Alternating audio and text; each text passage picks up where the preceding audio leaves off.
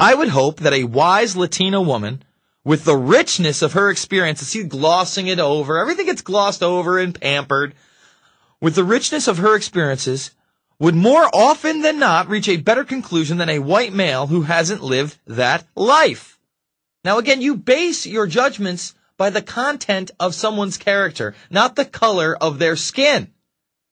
But here she's making it a racial issue. Then, what the media won't tell you, what they won't talk about outside of Lou Dobbs, is that she is a council member for La Raza. She is a Bush 1 appointee in New York.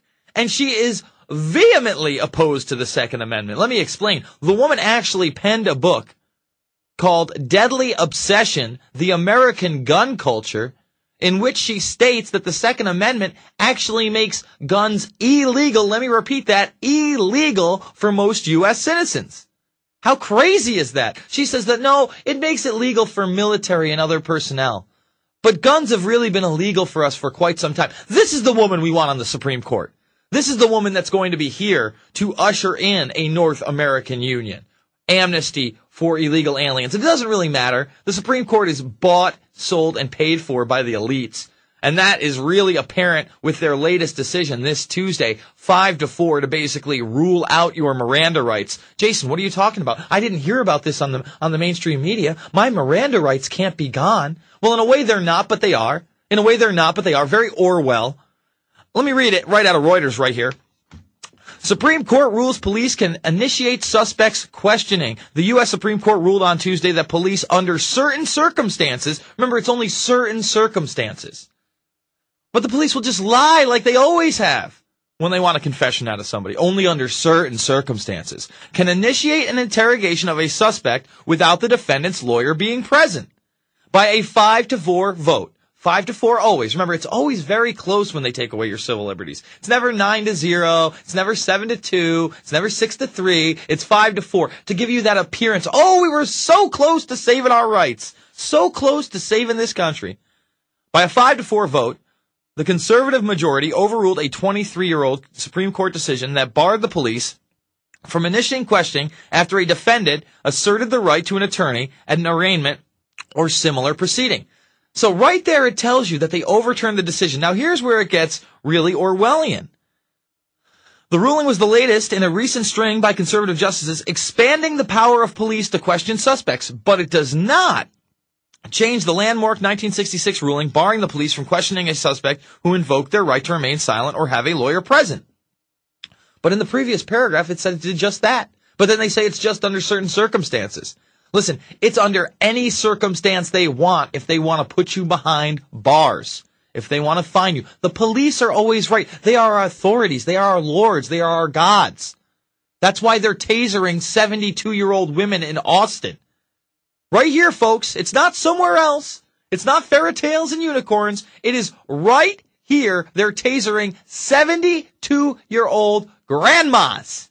Right here, where you eat and breathe. Okay?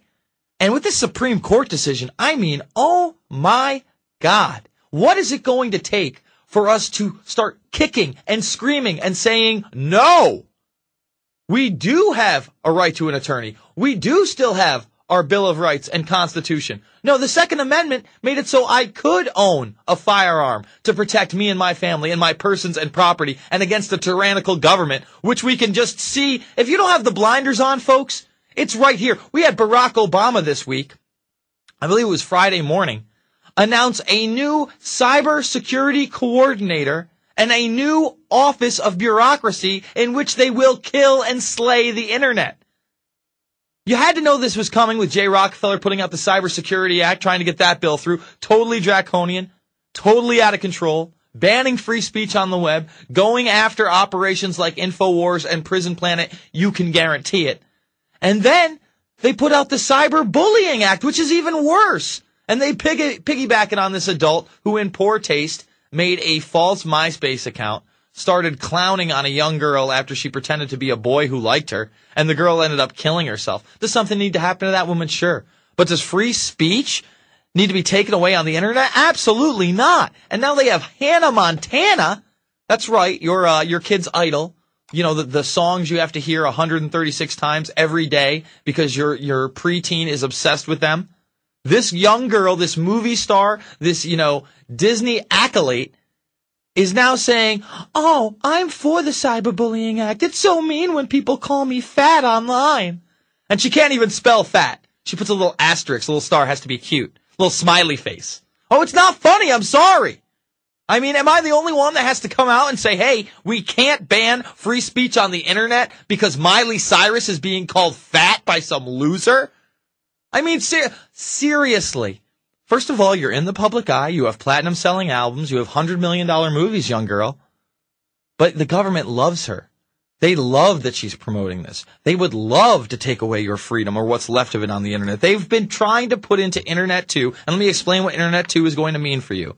For quite some time, they've been promoting it, saying, oh, the old web is going to die. It can't handle the bandwidth. Cyber terrorists are everywhere.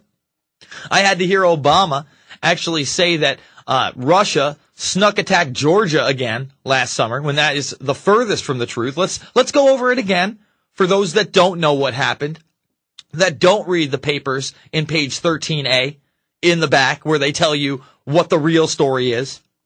The only mainline guy I know that came out and did tell the true story of this was Pat Buchanan. So what did happen there? Well, Georgia starts running all these drills on the South Ossetia border. Oh, and here comes Israel. Here comes the United States. Here comes private forces. And then all of a sudden, Russia starts running drills on their end, too, expecting that there might be a sneak attack present. Georgia then goes into South Ossetia, starts murdering people, and Russia comes in to stop it.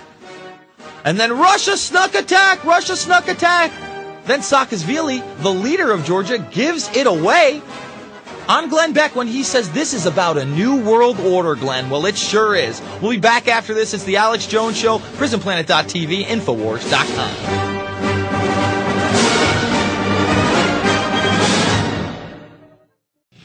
All right, we are back. It's the Alex Jones Show. I am Jason Bermas sitting in, and we're going to go to your calls in just a moment. But first, I'm going to play, to start out, this 72-year-old woman on the local Fox affiliate here in Austin being tasered by an out-of-control cop, and the officer doesn't come on camera, but his representative does, another officer, and he says everything's fine, and it's okay to taser a grandma, and she was getting out of control. But again, they won't release the dash cam. Yes, it's appropriate for me to tase a 72-year-old. What happened before tasers, police? I mean, was the 72-year-old woman so bad that you had to call backup and 3 other jackbooted thugs to come run up on her? She's 72. Okay? If you had to put her arms behind her back and put her in cuffs, that's a whole different story from tasering her.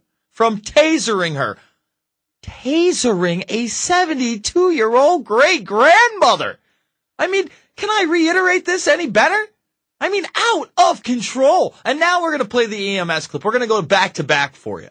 See how out of control these cops are. I mean, it's not enough that a couple of weeks ago when I did this show, 3 or 4 weeks ago, we have to report on the fact that this young girl calls 911 for her father who had a brain aneurysm in the weeks before and started having a seizure. And what happens? The cop hangs up on her three times because she used a naughty word. Oh, she used the F word while my father was having a seizure that may have taken his life. And then on top of that, she goes, because the cop station's only a few blocks down and she doesn't realize the jackass police officer that just hung up on her 3 separate times without even finding out what was going on is the one working there. So she goes there, guess what she gets? Arrested! That's the country we live in. And now it's cops attacking EMTs and trying to arrest them for helping old women. On the other side of the next break, we're really going to talk about this new cybersecurity coordinator, what that means for you, what Internet 2 is. Total slavery. I mean, worse than China, worse than what Australia is doing to censor the Internet. And this is going to be global. That's what they want. They want full control. Chris in Florida, you're on the line, sir. Hey, isn't Sotomayor, isn't she a member of an organization that would just do anything for blacks, just give the shirt off their backs for blacks, La Raza? Well, I would say that it's even worse than that. She's a council member of La Raza, and it's not to me that she would do, things for black. La Raza means of the race, or for the race. I mean, this woman This woman is somebody who is going to grant amnesty to everybody, who is going to bring in a North American Union, who is obviously anti-gun, and La Raza is a racial organization. This reverse racism nonsense, there's nothing reverse about it. People of all colors can be racists. And, this woman, to me, with her statements and her council membership on La Raza, is an obvious racist, sir. Well, I'm talking about La Raza. They are very anti-black, anti-anybody Hispanic or Azatlan or ethnicity, and according to them, and it's just funny, another anti-black move on Obama's part. But I'm talking about that paramedic. I saw that video, and in the story, the footage does not show the paramedic assaulting the trooper like the trooper claimed, and when the paramedic is under arrest, you can see he just becomes aware that he's dealing with a bully.